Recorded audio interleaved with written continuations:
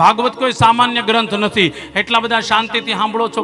ખાસ કહીશ વાલા, એ અનુકૂળતા હોય 7 દિવસ સુધી તો અહીંયા ભાગવત જે પડ્યું છે, ભાગવત બિરાજમાન છે, અનુકૂળતા હોય તો રોજ એક પ્રદક્ષિણા કરજો. આમાં ઘણા બધા વડીલો બેઠા હશે, પૂછજો. જો પહેલાના જમાનામાં ભાગવતની કથા બેસાડતા, પછી ભાગવતની પોથીની પરિક્રમા કરતા. ઈમાનદારીથી કહું છું, 7 દિવસમાં તમને અનુકૂળતા હોય તો પોથીમાં પરિક્રમા કરશો ને, આગળ જતા એનું જે ફળ મળશે ને એ તમે કલ્પના નહીં કરી હોય.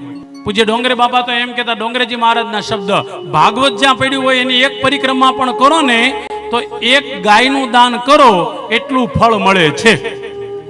તો ગાયના દાન બરાબર જો પુણ્ય જોતો હોય તો ભાગવતની એક પરિક્રમા કરો. કેવી રીતના કરવાની?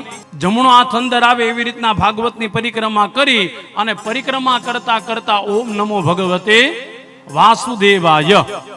આ ભાગવતના મહાત્મ્યમાં પણ લખેલું છે. જે જગ્યાએ પોથી ભાગવતની પધરાવી હોય એ વ્યક્તિ એ ત્યાં આવીને ભાગવતની પરિક્રમા કરવી જોઈએ.